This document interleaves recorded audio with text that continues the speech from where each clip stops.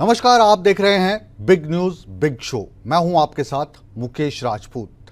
आज big news big show में हम बात करेंगे देश की उन्नति और तरक्की की राह में रोड़ा पैदा कर रहे उस शख्स की जिससे विश्व पटल पर भारत की शानदार छवि शायद देखी नहीं जा रही। वो अपने धन बल के गरूर में इस कदर चूर है कि वो भ्रम पाल बैठा है कि देश में वो सियासी उठा पटक कर सकता है। वो हमारी देश की अर्थव्यवस्था को तबाह करने का मादा रखता है। आखिर कौन है वो और उसके हर काम को सिर्फ भारत देश ही नहीं बल्कि दुनिया के तमाम देश संदेह के नज़रिए से देखते हैं। बताएंगे सब कुछ अगले आधे घंटे में। बने रहिए सूर्य समाचार के साथ।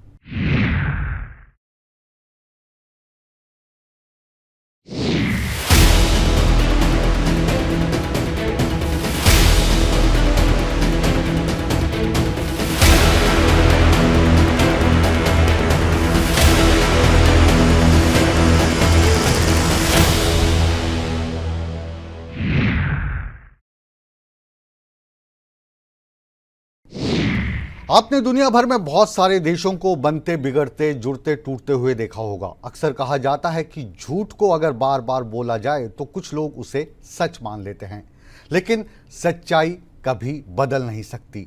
झूठ हमेशा झूठ ही रहता है, वो कभी सच नहीं बन सकता। आज इस विशेष रिपोर्ट में हम आपको कुछ ऐसा ही दिखाएंगे जिसका संबंध ग्लोबल भी है, नेशनल भी। इसका संबंध हमसे भी है और आपसे भी, और विकास की राह पर अग्रसर हमारे भारत देश से भी।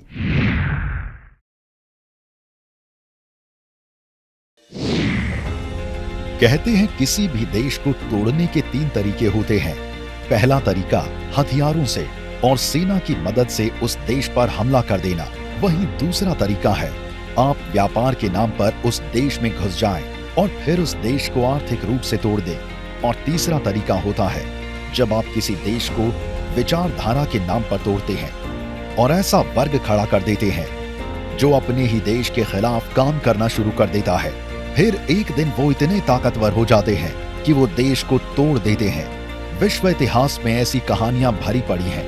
आपने दुनिया भर में बहुत सारे देशों को टूटते भी देखा होगा।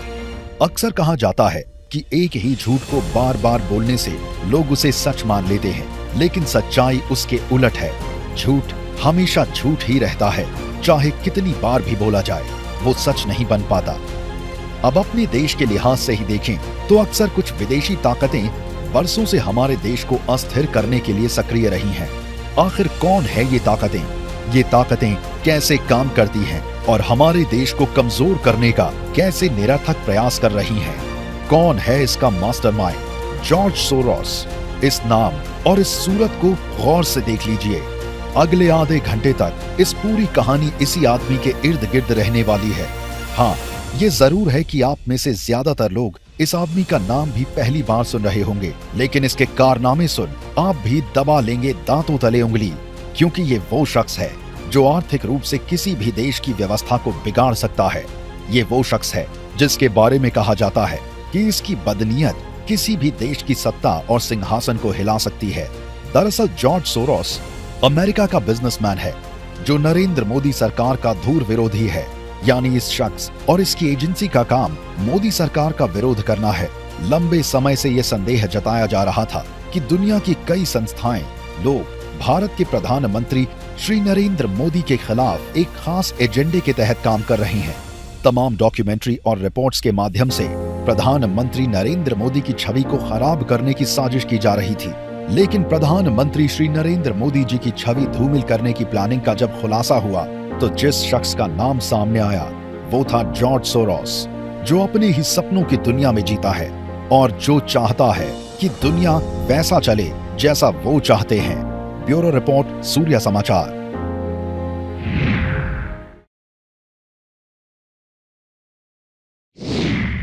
ऐसे में आपके जहन में कई सवाल उठ रहे होंगे कि आखिर कौन है जॉर्ज सोरोस, उसकी मंशा क्या है, वो इतना खतरनाक क्यों है, किन देशों को सोरोस ने अपना निशाना बनाया, भारत को लेकर जॉर्ज सोरोस की प्लानिंग क्या है। इसको काउंटर करने के लिए भारत सरकार क्या कर रही है, हम इसकी तफसील आपको परत दर परत बताएंगे और समझाने की कोशिश करेंगे। लेकिन उन परतों को खोलने से पहले सबसे पहले आइए ये जान लीजिए कि ये शख्स कौन है, जिसका नाम है जॉर्ज सोरोस।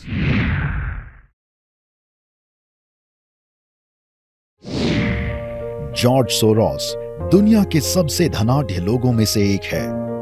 फोर्ब्स के अनुसार जॉर्ज सोरोस की कुल संपत्ति $6.7 बिलियन है।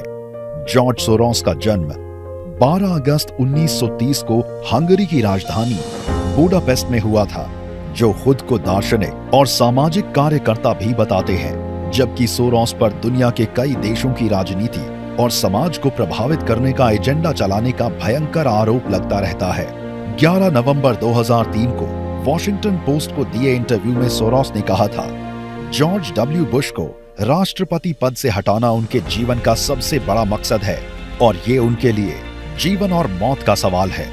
सोरोस ने कहा था कि अगर कोई उन्हें सत्ता से बेदखल करने की गारंटी लेता है तो वो उस पर अपनी पूरी संपत्ति लुटा देंगे। कहा जाता है कि दूसरे विश्व युद्ध के दौरान जब हंगरी में यहूदियों को मारा जा रहा था, तब जॉर्ज सोरोस के परिवार ने झूठी आईडी बनवाकर जान बचाई थी। विश्व युद्ध खत्म होने के बाद जब हंगरी में कम्युनिस्ट सरकार बनी तो 1947 में सोरोस बुडापेस्ट छोड़कर लंदन आ गए, जहां सोरोस ने रेलवे कुली से लेकर एक क्लब में वेटर का काम भी किया। इसी दौरान सोरोस ने लंदन स्कूल ऑफ इकोनॉमिक्स में पढ़ाई भी की, लेकिन 1956 में वो लंदन से अमेरिका आ गए, जहां फाइनेंस और इन्वेस्टमेंट की दुनिया में जॉर्ज सोरोस ने कदम रखा और अपनी किस्मत बदल दी। 1973 में उन्होंने सोरोस फंड मैनेजमेंट लॉन्च किया। जॉर्ज सोरोस का दावा है कि अमेरिकी इतिहास में उनका फंड सबसे बड़ा और कामयाब इन्वेस्टर है। ऐसे तो सोरोस खुद को जरूरतमंदों की मदद करने वाला बताते हैं। जॉर्ज सोरोस की वेबसाइट पर भी दावा किया गया है कि अब तक सोरोस अपनी पर्सनल वेल्थ से $32 अरब जरूरतमंदों की मदद के लिए दे चुके हैं। वो ओपन सोसाइटी फाउंडेशन चलाते हैं। अब जब जॉर्ज सोरोस की कुंडली खुल गई है तो ये भी जान लें कि जॉर्ज सोरोस ने 3 शादियां की हैं। 1960 में उन्होंने एनालिसे विशेक से शादी की थी, जो जर्मनी की प्रवासी थी, जो विश्व युद्ध के दौरान अनाथ हो गई थी। सोरोस और एनालिसे के 3 बच्चे हैं। हालांकि ये शादी ज्यादा दिन नहीं चली और उन्होंने तलाक ले लिया।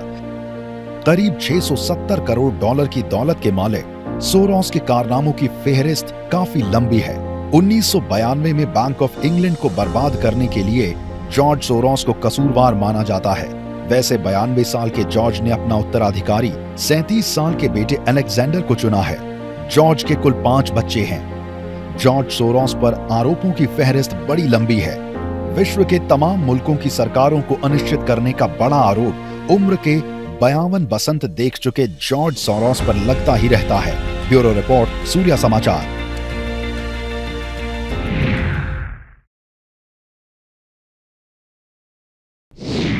और अब हम आपको बताने की, समझाने की कोशिश करेंगे कि जॉर्ज सोरोस और उसका संगठन भारत को कैसे प्रभावित करता है। आखिर कैसे जॉर्ज सोरोस अपनी सीक्रेट एजेंडे को आगे बढ़ाने में लगा हुआ है। दुनिया के कुछ हिस्सों को राजनीतिक और आर्थिक तौर पर वहाँ पर अशांति पैदा करके वहाँ पे अस्थिरता लाना चाहता है, क्योंकि कुछ महीने पहले ही जॉर्ज सोरोस ने सार्वजनिक रूप से घोषणा की थी कि वो भारत के प्रधानमंत्री नरेंद्र मोदी को पसंद नहीं करते। बेशक उनके विचार आपको अच्छे लगे या मूर्खतापूर्ण, लेकिन भारत के लोकतंत्र को विकृत करने और सत्ता परिवर्तन करने की हर मुमकिन कोशिश आखिर ये शख्स क्यों कर रहा है, ये बात और ये कहानी बहुत ही दिलचस्प है।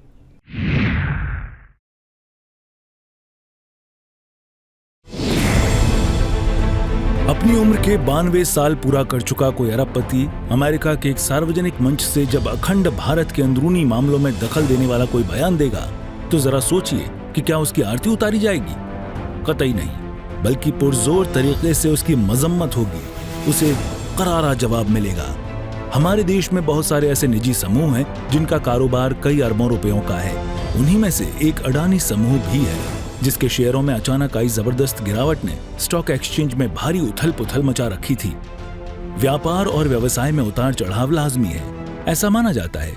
लेकिन देश के अंदरूनी मामले में किसी भी विदेशी व्यक्ति को बयान देने का कोई अधिकार नहीं है और ऊल जलूल बयान देकर जॉर्ज सोरोस ने भी यही गलती कर दी। 92 साल के जॉर्ज सोरोस अमेरिका की मशहूर investment company Soros fund management LLC के फाउंडर हैं, जिसकी कुल नेटवर्थ 8.5 बिलियन $, यानी 70,410 करोड़ रुपए है। जॉर्ज सोरोस की ताकत उनका पैसा नहीं बल्कि उनका NGO है, जिसकी मदद से वो पहले भी बहुत सारे देशों को अस्थिर कर चुके हैं। लेकिन पिछले कुछ सालों से जॉर्ज सोरोस के निशाने पर भारत है। जॉर्ज सोरोस के फाउंडेशन का हेडक्वार्टर न्यूयॉर्क में है और 60 से ज्यादा देशों में सक्रिय है। बुद्धिजीवियों और मीडिया नेटवर्क के अलावा जॉर्ज सोरोस की ओपन सोसाइटी फाउंडेशन ने भारत में बड़ी संख्या में संगठनों को फंड मुहैया करवाया है। 2016 में ओपन सोसाइटी फाउंडेशन को भारत सरकार द्वारा निगरानी सूची में रखे जाने से उसे एक बड़ा झटका जरूर लगा, लेकिन उसकी हरकतें कम नहीं हुई। आपको बता दें कि जॉर्ज सोरोस के NGO कनेक्शन PFI जैसे इस्लामिक कट्टर संगठन, अर्बन नक्सल, क्रिश्चियन मिशनरी, बुद्धिजीवी और पत्रकारों से हैं, जिन्हें भारत का लोकतंत्र हमेशा खतरे में ही दिखाई देता है। इस प्रोपेगेंडा टीम की नीयत का अंदाजा आप इस बात से भी लगा सकते हैं कि जब पूरा विश्व वैश्विक महामारी कोरोना की चपेट में था, तो भारत में बनी कोविड वैक्सीन पर इन्हें विश्वास नहीं था। कहा जाता है कि जॉर्ज सोरोस के NGO के तार कांग्रेस पार्टी से भी जुड़े हुए हैं। वर्ष 2016 में भारत सरकार ने गैर कानूनी फंडिंग को रोकने के लिए कई NGO को अपनी वॉच लिस्ट में डाल दिया था, जिसका मतलब ये था कि ये NGO गैर कानूनी तरीके से भारत में अलग अलग संस्थाओं को फंडिंग कर रहे हैं। इसलिए इसे वॉच लिस्ट में डाला गया, जिसके बाद कोई भी फंडिंग बिना भारत सरकार की मंजूरी के रिलीज नहीं हो पाएगी। जिस NGO को जॉर्ज सोरोस की संस्था फंडिंग करती थी, इस पर विराम लगने के बाद सोरोस की टीम ने कई और तरह के हथकंडे अपनाने शुरू कर दिए और बुद्धिजीवियों, पत्रकारों और गैर सरकारी संगठनों का एक पूरा नेटवर्क खड़ा कर दिया, जिसका काम ही विशेष रूप से प्रधानमंत्री नरेंद्र मोदी के नेतृत्व वाली सरकार का विरोध करना था। आपको बता दें कि अपने भारत विरोधी एजेंडे को आगे बढ़ाने के लिए जॉर्ज सोरोस ने अपने ओपन सोसाइटी फाउंडेशन के जरिए 1999 में भारतीय संस्थानों में अध्ययन और अनुसंधान को आगे बढ़ाने के लिए छात्रवृत्ति और फेलोशिप की पेशकश करके भारत में अपने पांव पसारना शुरू किया था, जिसके बाद परोपकारी गतिविधियों को चलाने के नाम पर सोरोस के नेतृत्व में वामपंथी अंतर्राष्ट्रीय संगठन ने भारत के भीतर सक्रिय भारत विरोधी तत्वों को समर्थन देकर देश भर में अपना जाल फैलाना शुरू कर दिया। लेकिन पिछले कुछ दशकों में जॉर्ज सोरोस ने समय समय पर भारत में सरकार के खिलाफ प्रोपेगेंडा फैलाने का काम किया। The man who broke the Bank of England, a man who is known and designated so by a nation as an economic war criminal, has now pronounced his desire to break the Indian democracy. As you all know, George Soros, an international entrepreneur who hedges bets against many countries, has now declared his ill intentions to intervene in the democratic processes of India. अब ऐसे संगठनों और परिस्थितियों से कैसे निपटा जाए, ये देश की मोदी सरकार बखूबी जानती है। हंगरी में पैदा होकर अमेरिकी नागरिक बने जॉर्ज बेशक अरबों की संपत्ति के मालिक हैं, लेकिन वे अक्सर विवादों में ही रहे हैं, क्योंकि उन पर कुछ देशों की सरकारों को अस्थिर करने के लिए साजिश रचने के आरोप पहले भी लगते रहे हैं। इसलिए जब अमेरिका के एक सार्वजनिक मंच से मोदी सरकार के खिलाफ उन्होंने बयान दिया, तो देश की नरेंद्र मोदी सरकार ने भी बेहद गंभीरता से उसी अंदाज में जवाब दिया जिसके लायक जॉर्ज सोरोस थे। ब्यूरो रिपोर्ट, सूर्या समाचार।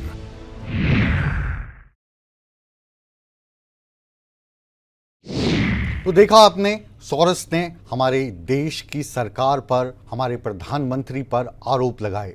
अडानी समूह के शेयरों में धोखाधड़ी का आरोप लगाया, जिसके बाद भारत की सरकार ने जॉर्ज सोरोस के बयानों पर अपनी कड़ी प्रतिक्रिया दी और जॉर्ज सोरोस द्वारा चलाए जा रहे इस देश विरोधी एजेंडे को बेनकाब भी किया।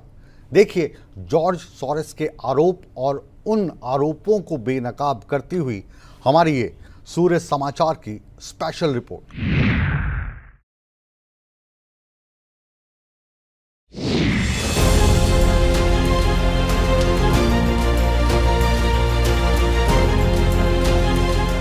विकास की राह पर अग्रसर है भारत। देश दुनिया में भारत का डंका बज रहा है। आर्थिक और सामाजिक रूप से देश लगातार उन्नति की राह पर आगे बढ़ रहा है। यही बात कुछ लोगों को खटक रही है, जिसमें एक बड़ा नाम जॉर्ज सोरोस का है। दरअसल अरबपति समाजसेवी जॉर्ज सोरोस का मानना है कि गौतम अडानी के व्यापारिक साम्राज्य में उथल-पुथल वर्तमान की मोदी सरकार को कमजोर कर सकती है। म्यूनिख सुरक्षा सम्मेलन में एक संबोधन में सोरोस ने कहा कि प्रधानमंत्री नरेंद्र मोदी को अडानी समूह के आरोपों पर विदेशी निवेशकों और संसद के सवालों का जवाब देना होगा। सवाल उठा कि आखिर सोरोस होते कौन हैं जो विश्व के सबसे बड़े लोकतंत्र भारत को ये नसीहत दें कि क्या करना चाहिए और क्या नहीं। अपने भाषण में जॉर्ज ने दावा किया कि नरेंद्र मोदी और कारोबारी अडानी करीबी सहयोगी हैं और उनके हित आपस में जुड़े हुए हैं। एक के बाद एक कई आरोप जॉर्ज सोरोस ने मोदी सरकार और अडानी समूह पर लगाए, जिसकी हकीकत का तो पता नहीं, लेकिन अडानी समूह की कंपनियों के शेयर ताश के पत्तों की तरह जरूर ढह गए। Modi and business tycoon Adani are close allies. Their fate is intertwined. Adani Enterprises tried to raise funds in the stock market but failed. Adani is accused of stock manipulation and his stock collapsed like a house of cards. Modi is silent on the subject, but he will have to answer questions from foreign investors and in parliament. George Soros के बयानों पर देश के विदेश मंत्री S Jaishankar ने अपनी कड़ी और बड़ी प्रतिक्रिया दी। जयशंकर ने साफ कहा कि सोरोस के पसंद के व्यक्ति जीते तो लोकतंत्र बढ़िया है, वरना खराब है। जयशंकर ने कहा कि सोरोस पुराने विचारों वाले व्यक्ति हैं और न्यूयॉर्क में बैठकर वे अभी भी सोचते हैं कि उनके विचारों के अनुसार ही दुनिया चले।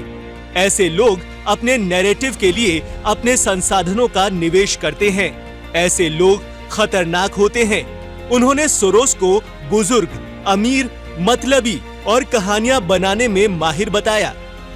आपको बता दें कि अमेरिकी अरबपति जॉर्ज सोरोस पर राजनीति को अपने अनुसार आकार देने और शासन परिवर्तन को वित्त पोषित करने के लिए अपने धन और प्रभाव का उपयोग करने का लगातार आरोप लगता रहा है।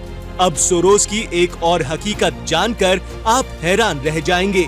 दरअसल सोरोस को चीन के राष्ट्रपति, भारत के प्रधानमंत्री, रूस के राष्ट्रपति व्लादिमीर पुतिन और अमेरिका के पूर्व राष्ट्रपति डोनाल्ड ट्रंप जैसे नेता पसंद नहीं हैं। सोरोस ने दुनिया में राष्ट्रवाद के बयार से लड़ने के लिए लगभग 100 अरब डॉलर के फंड की स्थापना भी की है और इन फंड का इस्तेमाल सिर्फ प्रोपेगेंडा फैलाने के लिए किया जाता है। यहाँ ये जानना भी आपके लिए जरूरी है कि जॉर्ज सोरोस को बैंक ऑफ इंग्लैंड को तोड़ने वाले व्यक्ति के रूप में जाना जाता है। यूनाइटेड किंगडम के लिए बैंक ऑफ इंग्लैंड वही स्थान रखता है जो भारत के लिए रिजर्व बैंक ऑफ इंडिया। अब ऐसे में आप सोच सकते हैं कि भारत के प्रति जॉर्ज सोरोस की कैसी मानसिकता और नजरिया है। ब्यूरो रिपोर्ट, सूर्या समाचार।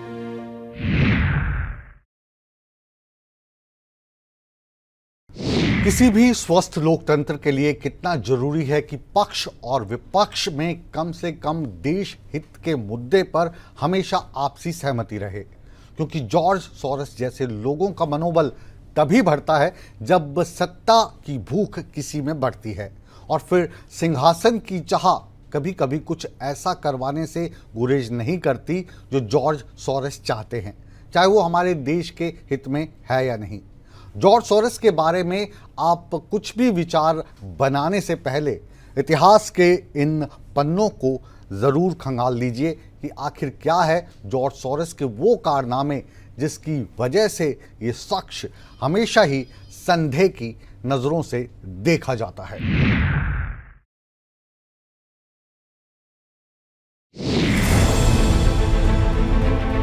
अमेरिकी अरबपति जॉर्ज सोरोस पर राजनीति को आकार देने और सत्ता परिवर्तन को वित्त पोषित करने के लिए अपने धन और प्रभाव का दुरुपयोग करने आरोप लगातार लग रहे हैं। जॉर्ज सोरोस ने 2020 में राष्ट्रवाद के प्रसार से निपटने के लिए एक नए विश्वविद्यालय नेटवर्क को वित्त पोषित करने के लिए 100 करोड़ देने की बात कही थी। बिगड़ैल अरबपति जॉर्ज सोरोस प्रधानमंत्री नरेंद्र मोदी, चीनी राष्ट्रपति शी जिनपिंग और अमेरिका के पूर्व राष्ट्रपति डोनाल्ड ट्रंप के घोर आलोचक हैं। जॉर्ज सोरोस पर आरोपों की फहरिस्त लंबी है। कुछ बड़े आरोप जो जॉर्ज सोरोस पर लगते हैं, अब एक नजर उन पर भी डाल लीजिए।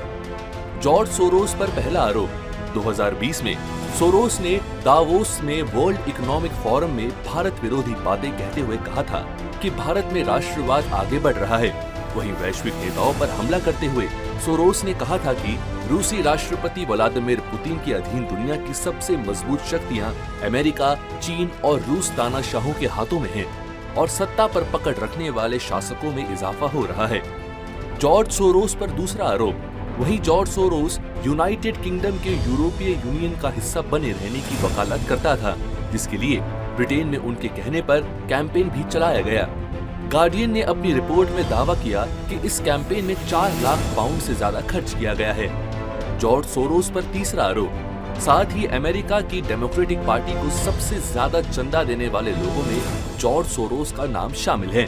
2003 में अपने एक इंटरव्यू में सोरोस ने अमेरिकी सरकार को गिराने की चुनौती दी थी और उस समय के अमेरिकी राष्ट्रपति बुश को हराने के लिए करीब 125 करोड़ रुपए खर्च करने की बात स्वीकार भी की थी। हालांकि जॉर्ज बुश वो चुनाव जीत गए थे। जॉर्ज सोरोस पर चौथा आरोप, एक समय था जब फॉक्स न्यूज से जॉर्ज सोरोस की तकड़ी ठन गई और वो खुलकर मीडिया कंपनी से टकराव मोल लेते नजर आए।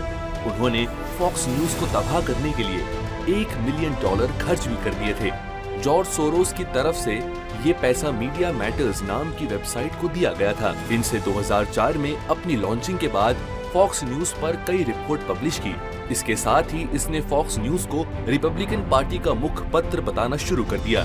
अब जॉर्ज सोरोस पर लगे उन आरोपों को भी जान लीजिए, जो हमारे देश को अस्थिर करने की असफल कोशिश लगातार सोरोस की संस्था करती आ रही है। देश विरोधी ताकतों को जॉर्ज सोरोस की संस्था करती फंडिंग। नागरिकता कानून को लेकर देश भर में हुए प्रदर्शन से भी जॉर्ज सोरोस का नाम जुड़ा है। सोरोस ने भारत में लागू किए जा रहे NRC और CAA को मुस्लिम विरोधी बताया था। कहा जाता है कि CAA के खिलाफ इतने व्यापक पैमाने पर हुए विरोध को हवा देने के लिए जॉर्ज सोरोस ने फंडिंग की थी। वहीं भारत ने फ्रांस से 36 राफेल विमानों की खरीद की थी, जिसको लेकर कांग्रेस और विपक्ष की तरफ से खूब शोर मचाया गया था। फ्रांस की NGO शेर्पा एसोसिएशन ने इसमें भ्रष्टाचार की शिकायत दर्ज कराकर जांच की मांग भी की थी। आरोप है कि इस NGO को जॉर्ज सोरोस की ओपन सोसाइटी फाउंडेशन से फंड जारी किया था। इसी कड़ी में भारत जोड़ो यात्रा को लेकर भी सोरोस पर उंगलियां उठी। दरअसल कांग्रेस नेता राहुल गांधी की भारत जोड़ो यात्रा से भी जॉर्ज सोरोस का कनेक्शन सामने आया था। अक्टूबर 2022 को सलील शेट्टी नाम के व्यक्ति की तस्वीर राहुल के साथ भारत जोड़ो यात्रा में कदम से कदम मिलाकर चलते हुए सामने आई थी। सलील शेट्टी वही शख्स है जो जॉर्ज सोरोस की ओपन सोसाइटी फाउंडेशन का वैश्विक उपाध्यक्ष है। मोदी सरकार ने जब जम्मू कश्मीर से धारा 370 को खत्म करने का ऐतिहासिक ऐलान किया, तो उस वक्त भी बैगानी शादी में अब्दुल्ला दीवाना की तर्ज पर इस 92 साल के इस सन की बुजुर्ग ने एंट्री ली और इस फैसले का विरोध करते हुए कहा कि भारत हिंदू राष्ट्र बनने की दिशा में अपने कदम बढ़ा रहा है। इसी तरह किसान आंदोलन और भारत द्वारा कोरोना का वैक्सीन बनाने के बाद उसके खिलाफ वैश्विक मुहिम चलाने में भी सोरोस ने कोई कोर कसर नहीं छोड़ी। वैसे तो सोरोस की देश विरोधी कहानी बड़ी लंबी है, लेकिन एक बार जॉर्ज सोरोस जैसे उन तमाम भारत विरोधी लोगों को जान लेना चाहिए कि इस देश की मिट्टी में राष्ट्र प्रेम और राष्ट्र भक्ति है। चंद जय चंदों की गद्दारी और विदेशी ताकतें इसका कुछ नहीं बिगाड़ पाएंगी। भारत आन बान और शान से आगे बढ़ रहा है और दुनिया को रास्ता दिखाने का काम कर रहा है। ब्यूरो रिपोर्ट, सूर्या समाचार।